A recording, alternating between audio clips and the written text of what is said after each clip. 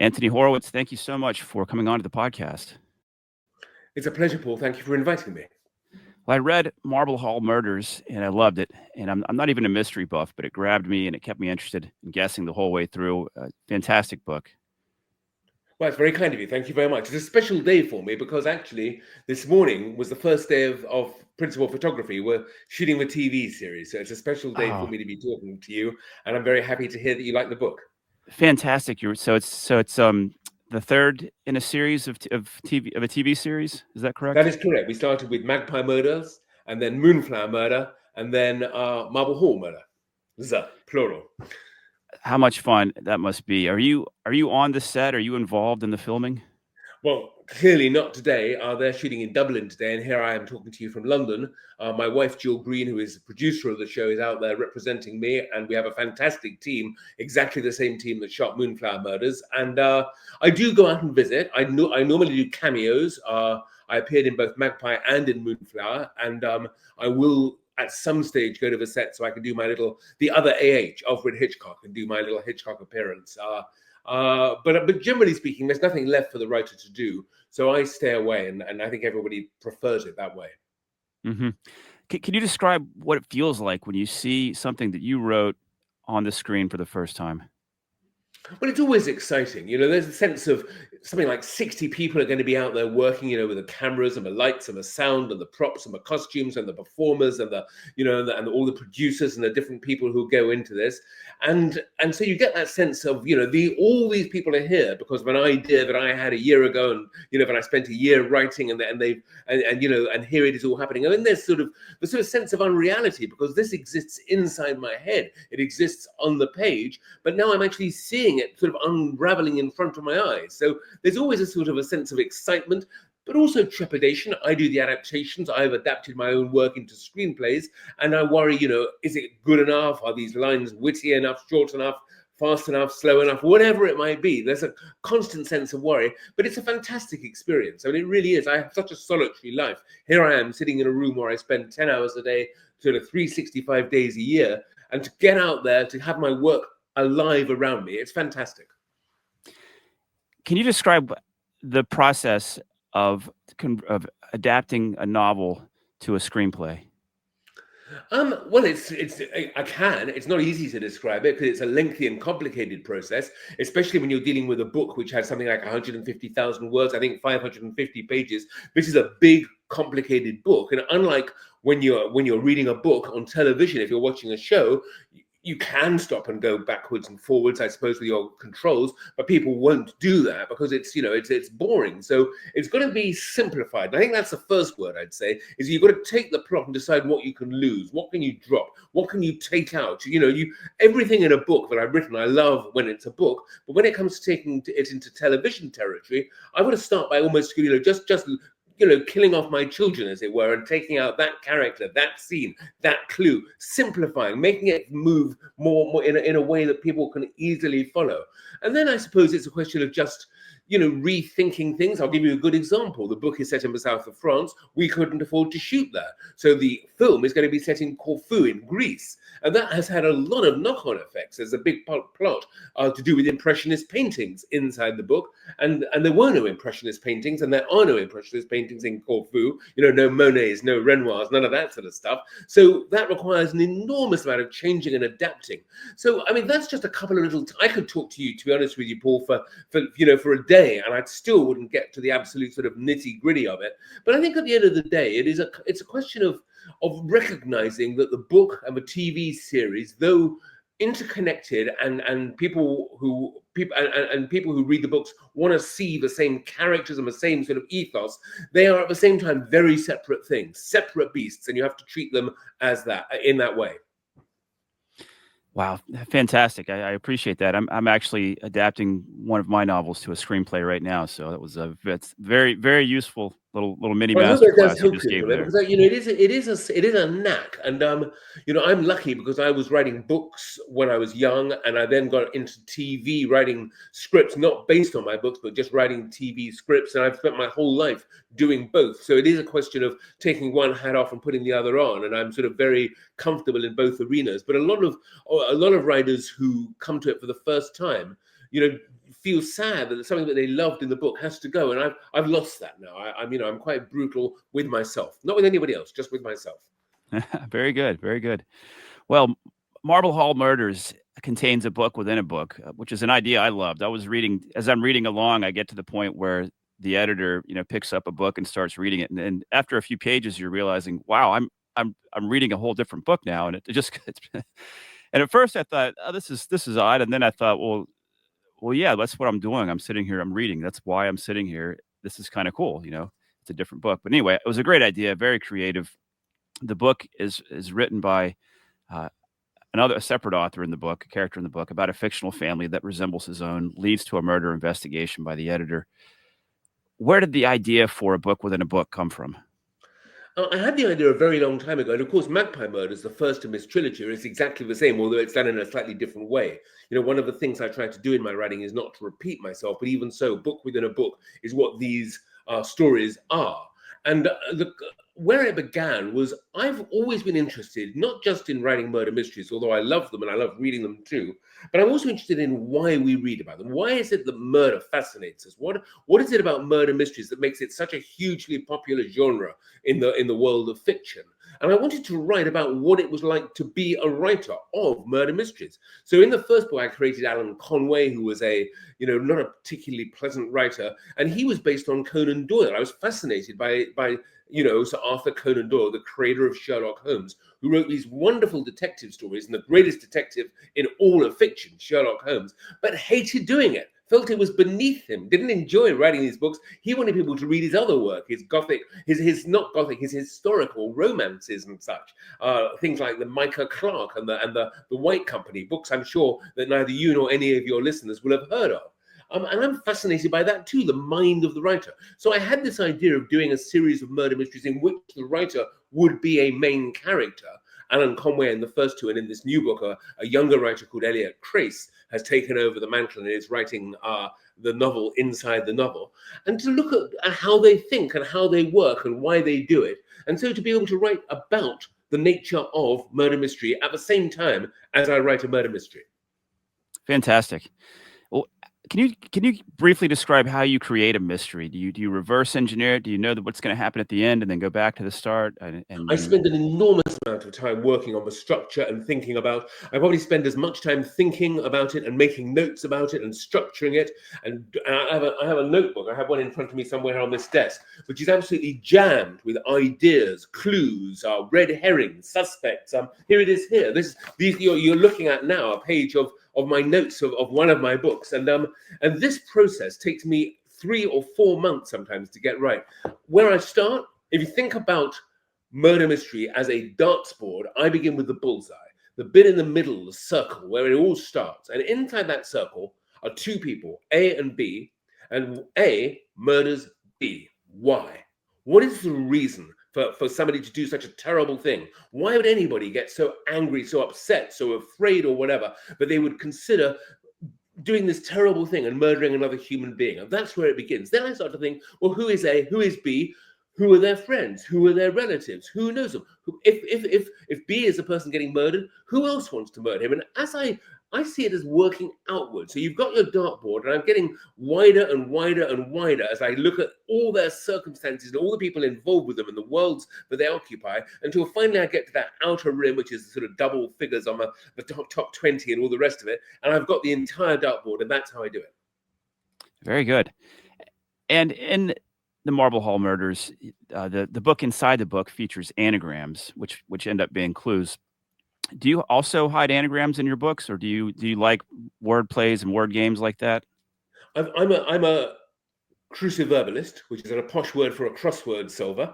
I've always loved word puzzles, anagrams, acrostics, cryptograms, anything like that. In all my books, every single one of them has had anagrams concealed in it. I'm not like Alan Conway, my fictitious writer. I don't use them to punish people or to do unpleasant things. But it's, if you're a writer and you are sitting in a room by yourself, as I have already said, for a long time every single day, you've got to keep yourself amused in different ways. So, I can take breaks, I can go and make tea, I can watch a little bit of YouTube, I can do all these things. But while I'm actually writing, sometimes just a little thought will occur to me, and I'll pop an anagram in or something that's strange, just for the hell of it, just for the fun of it. Nobody will ever know Nobody will ever find these things. I'm the only person on the planet who knows, or cares, I should say, but it keeps me amused. So yeah, I do it all the time. Fun for amusement. That's a great idea. I read that you wrote Marble Hall Murders in 6 months, which seems like a very short time for a book like that. How many hours a day and and days a week do you work, and what's your writing schedule? I wrote Marble Hall too quickly. That's the truth of it. What happened was that at the end of shooting Moonflower Murders, our star Leslie Manville said, "Let's do another one." And when you get your major star saying, "I'd like to do another show," you do that show, because it's hard enough to get television made. But if Leslie Manville says she'll do it, suddenly every light goes green. And so Jill Green, my wife, said, "We have to do a third one." I said, "Yes, I need to adapt a book, but the book doesn't exist." And so I had to write the book very, very quickly in order to make the deadline of today, the day we started shooting. And just to give you an example of that, the first book in the series, Magpie Murders, took me 5 years to think of and 15 months to write. So now I had something like a month to think of it and 5 or 6 months to write it. And it was really, really, it sort of very nearly did my head in, and sort of, it was an effort. But by and large, I mean, I stick to deadlines because I'm that sort of writer, and I have no particular pattern. I work very, very intensively. I'm lucky because, you see, I say I work intensively, but it's not work. You're a writer yourself. You know that the writing is I think, for me anyway, it's my life. It's my passion. It's what I love doing most. And so I tend to try not to make every day the same. I don't start at a specific time. I don't stop at a specific time. I don't have a word count. I don't say, 2,000 words a day or whatever it's going to be. I just come into this room where I'm talking to you now and sit down with my notepads and my computer and everything else. I use a fountain pen to write with. I don't use a computer for the first draft, because to me that adds to the fun of writing. The scratch of the nib, the flow of the ink, the sense that all my great writing heroes, Charles Dickens, Anthony Trollope, Jane Austen, Thomas Hardy, they all used ink. They didn't use computers. They didn't need technology to produce their work. And I like to be like them, not as good as them, but to be like them. And I try to make each day different. I take my dog out for a walk. I've just come back from 2 hours down the River Thames here in London with my dog, getting me in the mood for this conversation, but also thinking about ideas. For me, work is not necessarily sitting with a pen in my hand. It can be walking with my dog. It can be having a bath upstairs. It could be listening to music or playing the piano next door. I mean, it never stops. The work never stops. The brain keeps thinking, and that's the joy of it. Do you have any ways that you maintain discipline, or does it come naturally to you? I don't need to maintain discipline to write. I need to maintain discipline to stop writing, to remember that there is a world out there, that I have a wife, I have 2 sons, I have friends, I have theaters and cinemas and concerts and life, and not to become obsessive about being a writer and sitting here by myself. So although the hours are long, I've said 10 hours a day. Add in, so we say 6 hours for sleep, that still leaves 8 hours for fun. And so my discipline is to say, come on, you've done enough, get up, go. Wow, what a blessing that is. Well, I think we are, writers are in some ways cursed. They're cursed for solitude and for sort of, that fight one always has. No matter how successful you are, I think you're always fighting against a sense of failure, a sense of being found out. I mean, I'm sure you've heard this syndrome from other writers you've spoken to, this sense of, my next book will just persuade everybody that they were completely wrong about me and I'm hopeless. So there's always that danger, that roller coaster from writing a book and thinking it's a masterpiece to finishing it and thinking, how could I have written this garbage? I mean, and then it comes out and people like, it was great after all. So, you always, that roller coaster of emotions and everything else. But, so writers, it's a strange thing to be a writer, but you use the word blessed, and that's certainly a word I would agree with. I can't imagine myself having done anything else in my life. And as I get towards the end of it, because I have a rather large birthday looming over me in the next couple of weeks, and I'm beginning to think about the sort of twilight years. I feel very happy that I've managed to do as much as I've done in the world of fiction and books. Mm-hmm. Do you remember a book that introduced you to the love of reading? Of course I can. I mean, I started at school with Tintin. I know Tintin is not very well known in America, although, there was a Tintin movie you may have seen, which I actually worked on with Steven Spielberg and Peter Jackson back in the day. Tintin is a sort of strange comic strip, like a sort of a graphic novel, and it was it's about a guy who is a writer, as it happens, a journalist.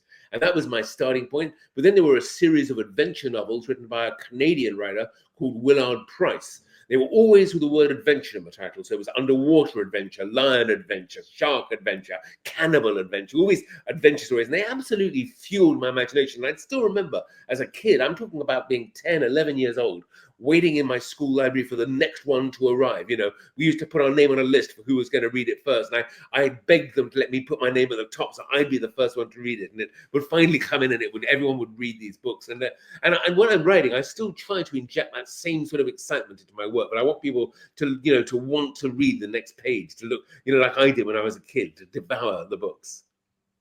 I read somewhere that Great Expectations by Charles Dickens is your favorite book. Why is it your favorite book? What do you love about it? I found Charles Dickens when I was about 19, 20 years old. I was given him at school, and of course I was bored stiff. I wasn't ready for him. I was too young, and then came back to him, as I say, at the end of my teens, early 20s. And he is my favorite writer, and you're quite correct. Great Expectations is my favorite book because he's a great storyteller, first of all, Dickens. I mean, he does tell wonderful stories. His books have astonishing characters, and some of the best characters he ever wrote are in Great Expectations. Look no further than Miss Havisham, this extraordinary woman. Everybody knows her in her, still wearing the dress she was going to get married in. She was jilted all those years ago, and she's in this decrepit house with a decaying cake. And it's just the imaginative power of this man and the characters that he created. And Magwitch, the convict who opens the book, and the twist at the end about, it's all about how come Pip has made all this money and has suddenly got these great expectations. It's a brilliantly structured book. It's also a very dark book. Unlike many Dickens novels, the ending is not entirely happy. And I've read it probably 3 times in my life. And every time I've read it, I found something new to enjoy, something new to admire. He was such a powerful writer. And I've read all of his books pretty much, I think all of them at least twice. And I think that's the mark of great literature. But every time you return to them, you find not only something new in the book, but something about yourself as well. Why did I find that funny all those years ago? It isn't funny. But look at this sequence. It's so much more exciting when you remember. It tells you about yourself. That's the power of really great writing.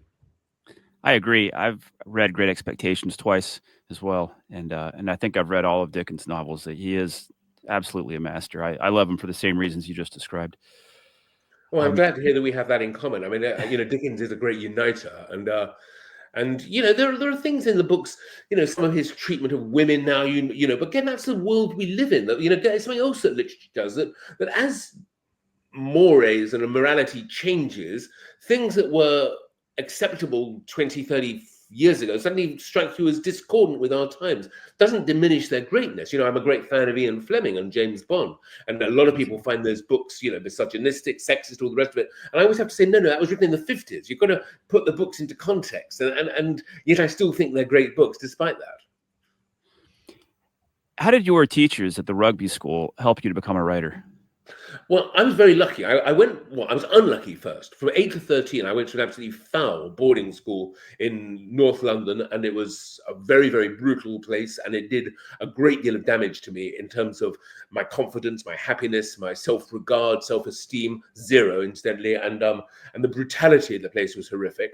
And then I went to as you said, rugby school, which is quite a famous boarding school again, from the age of 13 to 18. And here I was incredibly lucky. And this is the power of teachers. I have such respect and admiration for teachers because I've said this at schools I've visited. A bad teacher may spoil your day, but a good teacher changes your life. And I had 3 wonderful teachers, Mr. Brown, Mr. Helliwell, and Mr. Alden. And they taught me, Mr. Brown was drama, Mr. Helliwell was literature, and Mr. Alden was language. And they, first of all, instilled in me a love of books and a love of reading, or of reading, proper books, if you like, if that such a thing exists. But you know what I mean? So slightly more literary books than I had been reading before. And they also recognized the writer in me and encouraged me to continue with that and to recognize, when I was at my first school, I dreamed of being a writer. When I went to my second school, rugby, I began to realize that dream with their help. How much had you written before you published your first novel, before you got successful? I wrote a play. The first thing I ever wrote was a play about Guy Fawkes. He was the guy who tried to blow up the Houses of Parliament. And I wrote that when I was about 9 or 10 years old. I still can visualize. I stole a ledger off my dad, sort of a big book, and used it as my notepad to write. I can still see myself doing that. I then wrote novels, quite a lot of novels, in my sort of teens to my 20s. I think probably 4 novels, plus lots of poems and short stories and all the rest of it. I was writing, and telling stories all the time. I began my career telling stories in a school dormitory. If you can imagine 8 little kids in a dormitory in hard beds, and it's cold, and they're all miserable and scared and lonely, and this boy in the corner, me, pipes up and says, I'm going to tell you a story, and makes everybody feel happy. That, to me, told me the power of storytelling, and instilled, and also incidentally told me that, yes, you can do it. This is what you were born to do. So that's where it all began. And then I was published very early on. My first book, which was curiously a children's book, was published when I was only about, I think, 22 years old. How did you learn to write? It's a good question. I guess the simple answer is by reading. I've never done a course. I've never been to a writing school. I've never read handbooks on writing. I did read books on how to write television in order to learn formatting and how to learn what is expected. Because television writing, don't forget, is a technique as well as a skill. You need to know, how many scenes to do it and how to write, what film language, what a screenplay looks like.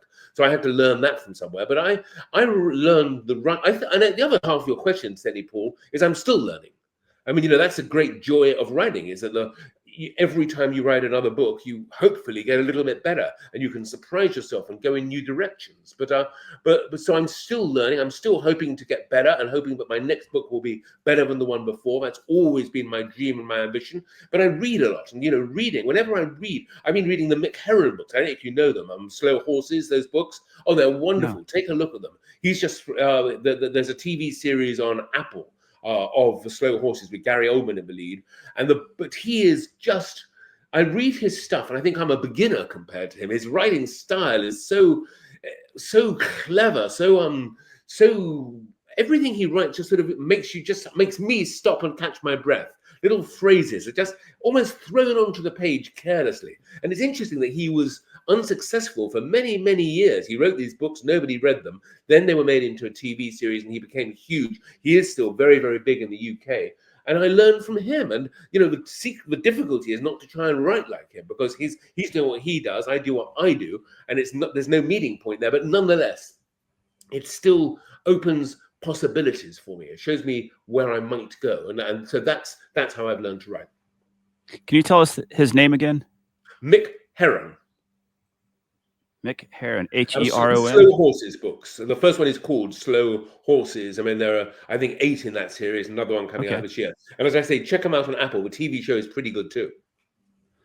Okay, great. Thank you. I have a question about research.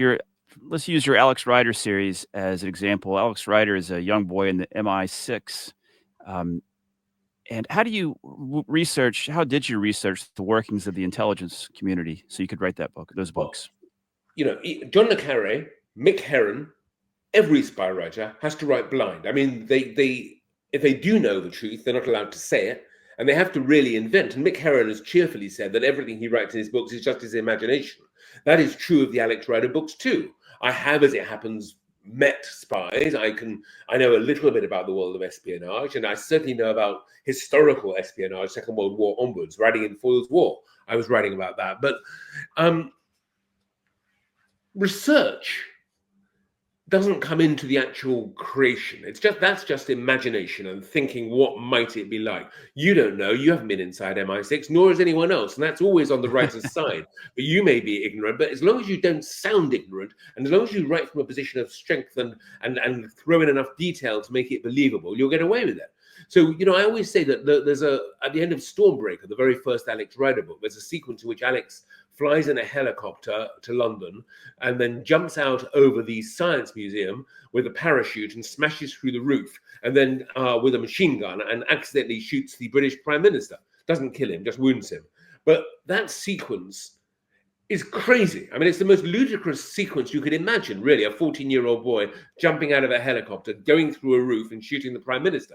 But if you know what make of helicopter it is, if you know how long it takes to get from the south of England to London, if, like me, you have been on the roof of a science museum and have seen the window that is actually there and describe it exactly as it is, if you know what make of gun it is and how many bullets it fires in 1 minute, how lethal it is, all the rest of it, if you throw in enough details and you can persuade the reader that it is believable, they'll believe it.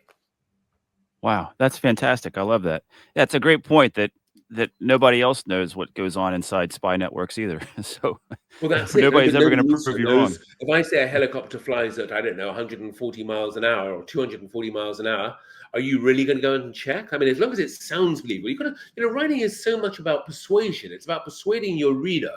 It's not about deceiving, incidentally. I'm not trying to deceive anybody, and I do work hard. I've never written anything that I don't believe to be true. I think truth is one of the most essential ingredients in all literature. In everything that we write, we've got to be true and honest with our readers and with ourselves. But it is just a case of being also selective. You don't want to bore somebody to death. If I give you 2 pages on the workings of a helicopter, you don't give a damn whether the boy jumps out or just flies home again. You want to have just enough to say this writer knows what he's talking about, but not so much as to bore you stiff. Excellent advice. When you were writing a novel, how deeply do you become immersed in the novel and the characters, and how much does that affect your normal life? It's a great question. I'm glad you asked it, because the answer to me is total. I believe immersion for me is the most important thing. I was going to say weapon, but it's not a weapon. Immersion is what my writing is all about. When I am writing Alex Rider, I'm with him in the helicopter. When he jumps out of that helicopter, I'm feeling the rush of air. When his feet hit the roof and the glass panel, it shatters around him, I feel that too. I'm watching for where I'm going to land. And it doesn't matter if my house is on fire or if my dogs are barking or if we're being burgled or whatever is happening. I am 100% inside the book. I feel sometimes that writing is a little bit like jumping into a fast-flowing river. You're too busy paddling and staying afloat and trying to avoid the boulders and everything else to look around you or to think how you got there or to think whether you're going to get out alive. You just go with the flow of the river and see where it takes you. That to me is how writing is. Did you have to train yourself to be able to do that, or did it come naturally? Paul, I never trained myself. I never went to schools or anything. I'm not a particularly clever person. I'm good at one thing. And just as a fish knows how to swim, I know how to write. And I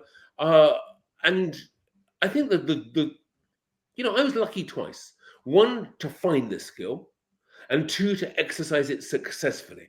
Because I cannot imagine what would have happened. Not all my books have been big hits, of course. It took me 9 or 10 books to get to Stormbreaker. It was published in 2000. It's the 25th anniversary this year. 25 years of Alex Rider, and it took me 10 books to get to that first book that succeeded and changed my career. And that writing it may be 90% talent, but it's 10% luck. And without that 10% luck, you may never actually get that success that you wanted. And I still think I've been incredibly lucky that the books were discovered and took off. I'm no good at anything else. Do you do anything to consciously cultivate creativity in your life? Interesting question. Yeah, I guess I go to art exhibitions, and I've mentioned theatre and cinema. I read, I immerse. I think that there is a sense that we writers have a battery inside us that needs refilling. You can't just sit in a room and just write, because what will you end up writing about? You're writing about somebody sitting in a room writing. So you've got to have an experience, travel, meeting people. These are the things that give you the inspiration, and always having that switch turned on in your head when somebody says something interesting. Nod and smile, yeah, but then also remember it. I do keep a notebook sometimes of ideas that I just hear in the street, but something that somebody says can unlock the next 2 years of my life. If it's somebody did on a walk a couple of months ago, last year. Somebody asked me a question. I've been thinking about it ever since. I'm thinking, wow, there is a book in this question they asked me. It's just a question of finding the time to do it. Fantastic. You've written 2 Sherlock Holmes novels. You've written 3 James Bond novels. How did you prepare to write books, to write those books with series that were started by someone else? Well, first of all, I only accepted to doing them because I loved Sherlock Holmes, and I loved James Bond. These are the books I read as a kid. I've read them all my life. I am an anorak. I love both of them as much as each other. I also am very well aware that Ian Fleming and Conan Doyle, so Arthur Conan Doyle, were both much, much better writers than me. And that's where I started from. So when I was asked to write those books, the first things I did was to read the entire canon, 14 James Bond novels, and read all the short stories and the 4 novels that Doyle wrote about Sherlock Holmes. But not just to read them, but to sort of enter them and to examine what is it that makes these books so good? What is it that, what are their tricks? Every writer on the planet has his or her tricks, that sort of their own tropes, if you like, that make their books special. And so in their cases, I mean, I was looking at Fleming's action sequences. He's a fantastic action writer. I don't know if you've read any of the books. Everybody knows the movies. Few people now read the books, but they are wonderfully written. And the action sequences are brilliant. A little tiny Ian Fleming trick is that as the action gets faster, the sentences get shorter. So you get that staccato effect of sort of, I'm here, I'm here, I'm here, I'm here. And it's very quick and such. So, and with Doyle, that his extraordinary mastery of what you might call Gothic romanticism, the way he describes the weather, the city, the fog, the cobblestones, all that stuff. And so the answer is I enter their world. I never forget that they are better than me. I write only what they would have written themselves or wouldn't mind my writing. So no breaking their rules. And they do have rules. When I wrote the Sherlock Holmes books, I was tempted to put in a female lead, a romantic interest for Sherlock Holmes. But Doyle has already said in Scandal and Bohemia, for Holmes, there was only ever Irene Adler, one woman. And that ended unhappily, slightly unhappily. So it would be, in my view, it would be offensive. It would be an insult to Doyle to say, no, there was a second woman, this one I'm writing here. You've got to respect the writers who are better than you. When you're creating a character, do you have any sort of technique, methods of character creation that you think about, or do they just come naturally and organically to you? I think about their role, first of all. I mean, a character has a role in my book. Why? So I need somebody to be something, to do something. Therefore, the first thought is mechanical. I need somebody to discover the body, shall we say, of a library. And when I start thinking, who is this person? What is their connection to that body? Are they the wife, the mother, the girlfriend, the boyfriend, the whatever, the teacher, what is their relationship? Then I start thinking about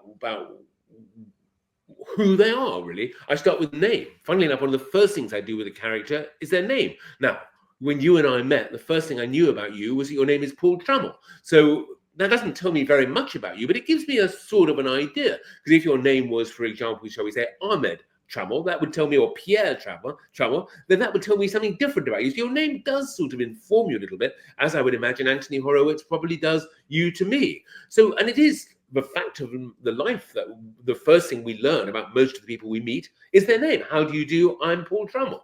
So I spend a lot of time thinking of a name, and a name for me begins to unlock the character. I've just created a character this morning. I'm going to forget her name now. Deborah Morgan. She's a housekeeper at an elderly lady's house, and later on she becomes she runs a pub, a public house, a drinking house in London. And Deborah Morgan, well, it may not say much, but I begin to think, I sort of know this really. I want to know more about her. Tell me, Deborah, what do you do? What do you look like? What are your hobbies? Are you married? Do you have any children? What makes you happy? What makes you sad? And that's basically how it happens. It's sort of it's how do you do? Tell me more about yourself. That isn't to say instantly that I believe the characters can talk to me. They can't. I do the work, but that's the sort of process I'm following. Wonderful. What do you love about writing? I love storytelling. I love thinking up ideas. I love puzzles and tricks. I love adventure and escape. I love surprising an audience. I like sleight of hand, magic tricks. I like that sort of aspect of writing where you shuffle things around so people are looking in the wrong direction and don't see what's really happening. But the simple answer to your question is I love it all. I'm very happy that my career has worked out, but I couldn't imagine a life without writing every single day, and not a single day ever happens when I don't write something. What are you working on now?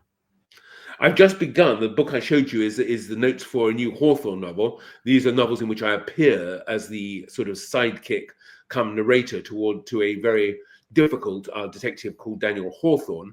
And I've written 5 of these books: Word is Murder, A Sentence is Death, Line to Kill, Twist of a Knife, and Close to Death. And this is the 6th one in that series. And I'm just at this moment sitting down, working out, including Deborah Morgan, who's going to turn up in that book, who everybody is. Wow, fantastic. Your website is anthonyhorowitz.com. Your books, I'm sure, can be found everywhere. Anything else that you would like to say in parting words? Not at all. I just said it's been a pleasure talking to you. You've asked some really great questions which I've loved answering, and I hope you enjoy your listeners have enjoy this interview or this podcast as much as I did. Well, you've shared some very valuable information, entertaining information. I appreciate your time, Anthony. Thank you so much for coming on to the show. My pleasure, Paul. Thank you.